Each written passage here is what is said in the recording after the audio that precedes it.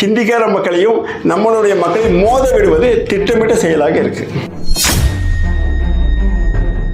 பெரிய கட்சிகளும் அவர்கள் கட்சிகள் என்பதை தாண்டி கார்பரேட் நிறுவனங்கள் தான் நம்ம சொல்லணும். அவர்கள் கூட்டத்துக்கு சேர்க்கும்போது பார்த்தீங்கன்னா எந்த கட்சியை சாராத மக்களை அந்த துண்டை போட்டு காசை கொடுத்து கூட்டத்தை சேர்ப்பது வழக்கம். ஆனால் பல இடத்துல நடந்தது எக்ஸ்பிரஷன் சொல்லுவாங்க, கம்மி பண்ணி 200 ரூபாய் 100 ரூபாய் கொடுத்தா கூட ஹிந்திக்காரங்களை அதிகமாக சேர்த்துலான்ற ஒரு புதிய யுக்தியை பாரதிய ஜனதா இந்த மண்ணில் கற்றுக் கொடுத்தது என்று தான் நம்ம சொல்ல வேண்டும். அதனால் அந்த கூட்டம் அவர்களுடைய கொள்கையினாலேயோ அல்லது அவர்களுடைய கோட்பாடுனாலேயோ அல்லது அவர்களுக்காக வந்த கூட்டம் அல்ல. 300 ரூபாய் கொடுக்கிறது 100 ரூபாய் கொடுத்து அதிகமான சேர்த்த கூட்டம். அரபுகள் வரைக்கும் பார்த்தீங்கன்னா அதிகமான புகைப்படங்களில் பார்த்தீங்கன்னா வட இந்திய வாலிபர்கள், ஹிந்தி தெரிந்தவர்கள், தமிழ் தெரியாதவர்கள், அதாவது நம்ம தமிழ்நாட்டை சாராதவர்கள், ஆந்திரா கர்நாடகா போன்ற அல்லது அதை தாண்டியுள்ள வட மாநிலத்தை சார்ந்தவர்கள் அதிகமாக அந்த கூட்டத்தில் பங்கேற்றதாக நமக்கு தரவே கிடைச்சிருக்கு. அப்படி இருக்கும்போது இதை மற்ற கட்சிகளும் பயன்படுத்துமோன்ற அச்சம் இருக்கு. ஏன் அப்படின்னா அந்த தவறான ஒரு 500,000 கொடுத்து கூட்டத்தை சேர்த்திருந்தாங்க. இப்போ அதுவுமே 100 ரூபாய் கொடுத்தா வர அளவுக்கு ஹிந்திக்காரர்களை கூட்டிட்டு போய் அந்த கூட்டத்தை காட்டிய ஒரு பெருமை அல்ல துவக்கி வச்ச பெருமை பாரதிய ஜனதா கட்சியை சாரும். இப்போ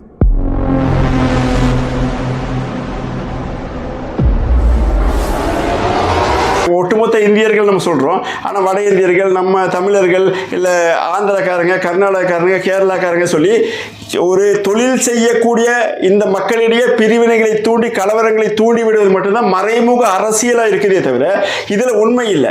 இதில் வேலை செய்யக்கூடிய மக்களுக்கு வேலைகள் இல்லை. இன்றைக்கி இந்திக்காரர்களை எத்தனையோ பேர் இங்கேருந்து போயிட்டாங்க. இன்னொன்று, திருப்பூரினுடைய தொழில்கள் ஒரு காலத்தில் திருப்பூரில் மட்டும்தான் இந்த பின்னலாடை தொழில் இருந்தது உலகளாவிய அளவிலேயே.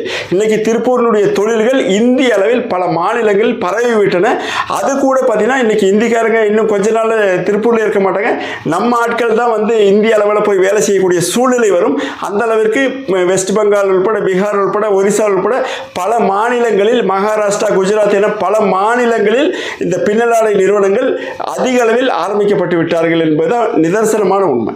திருப்பூரில் இன்னும் சாரசாரியாக வட இந்தியர்கள் வந்துட்டு தான் இருக்கிறாங்க. இங்கே வேலை இல்லைன்னு சொன்னா அப்படின்னா இங்கே நம்ம தமிழர்கள் தான் வேலை இல்லைங்கிறாங்க. பட் அவங்க சாரசாரியாக வந்துட்டு தான் இருக்கிறாங்க. ஃபேமிலியோடலாம் வந்துட்டு இருக்கிற ஒரு சூழ்நிலை திருப்பூரில் பார்க்க முடியுது.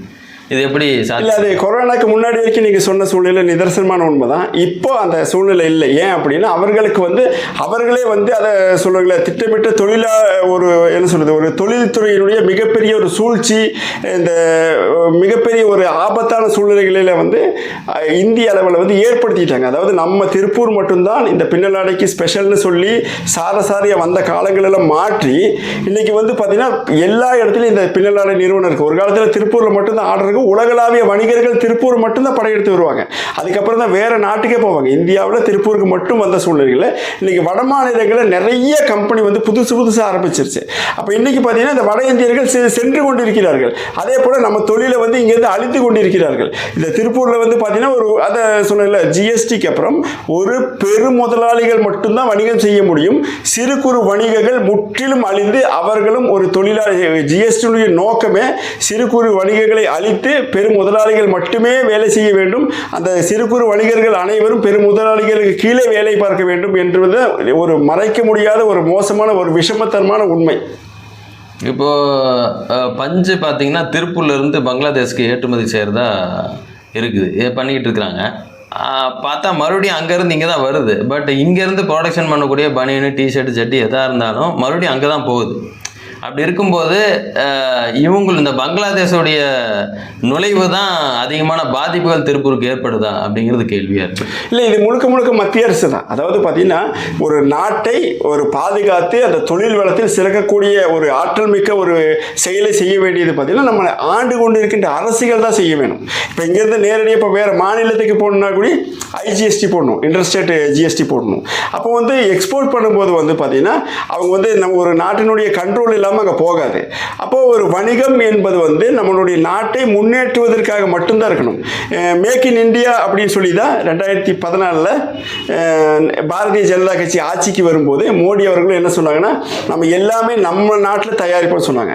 ஆனால் நம்ம நாட்டிலேருந்து இன்னைக்கு மிகப்பெரிய, அதாவது ஒரு 10 வருஷம் 20 வருஷம் முன்னாடி 35,000 கோடி திருப்பூர்லேருந்து இந்திய வணிகத்துக்கு கொடுத்தது இன்னைக்கு அதே 35,000 கோடி தான் கொடுக்குறாங்க. இன்னைக்கு கிட்டத்தட்ட எப்படி இருந்தாலும் ஒரு 1.5 லட்சம் கோடி 2 லட்சம் கோடி வணிகம் திருப்பூர்லேருந்து கொடுத்திருந்தால் அது பெருமை. ஆனால் இன்றைக்கி பாரத பிரதமர் பேசும்போது பார்த்தீங்கன்னா நமக்கு 35,000 கோடி 45,000 கோடி திருப்பூர்லேருந்து வந்திருக்கு, எந்த வணிகம் குறையில்லைன்றாங்க. 10 வருஷத்துக்கு முன்னாடி விட்ட அந்த மூலப்பொருட்களுடைய விலை வேறு.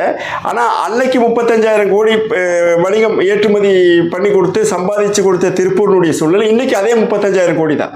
அப்போ இது 10 மடங்கு வணிகம் குறைந்திருக்கு. இது முழுக்க முழுக்க மத்திய அரசினுடைய கையாளாகத்தனம் அல்லது மறைமுகமாக ஏழை எளிய சிறு குறு வணிகங்களை அழித்து பெருமுதலாளிகளை வாழ வைப்பது. அதானி அம்பானி போன்ற பெருமுதலாளிகளை வாழ வைப்பது மட்டும்தான் அவர்களுடைய திட்டமிட்ட கொள்கையாக இருக்குது. அதில் திருப்பூரும் விதிவிலக்கல்ல, இந்த பின்னலாடை தொழில்களும் விதிவிலக்கல்ல. இதில் பெரிய பெரிய முதலாளிகள் இங்கே 1000 கோடி 2000 கோடி முதலீடு செய்து சம்பாதிக்கிறாங்க. அதில் இந்த வட இந்தியர்கள் சாதாரண பிழைப்புக்கு வரக்கூடிய ஹிந்திக்கார மக்களையும் நம்மளுடைய மக்களையும் மோத விடுவது திட்டமிட்ட செயலாக இருக்குது. இல்லை, இப்போது நீங்கள் குற்றச்சாட்டு எல்லாம் மத்திய அரசு சொல்லிகிட்டு இருக்கிறீங்க. அப்படி இருக்கும்போது இந்த பல்லடத்தில் அவங்க பாஜக மூலயமா ஒரு மாநாடு ஒன்று நடத்தியிருந்தாங்க. அதில் பார்த்தீங்கன்னா மக்களோட வரவேற்பு இருக்குது, நிறைய மக்கள் கூட்டம் இருக்குங்கிற மாதிரி மாநில தலைவர் அண்ணாமலை சொல்லியிருக்காரு. அப்போ மக்களோட ஆதரவு இல்லாமல் இங்கே இத்தனை பிரச்சனையை ஃபேஸ் பண்ணிகிட்டு இருக்காங்க. இல்லை, அதாவது எந்த ஒரு பெரிய கட்சிகளும் அவர்கள் கட்சிகள் என்பதை தாண்டி கார்பரேட் நிறுவனங்கள் தான் நம்ம சொல்லணும். அவர்கள் கூட்டத்துக்கு சேர்க்கும்போது பார்த்தீங்கன்னா எந்த கட்சியை சாராத மக்களை அந்த துண்டை போட்டு காசை கொடுத்து கூட்டத்தை சேர்ப்பது வழக்கம்.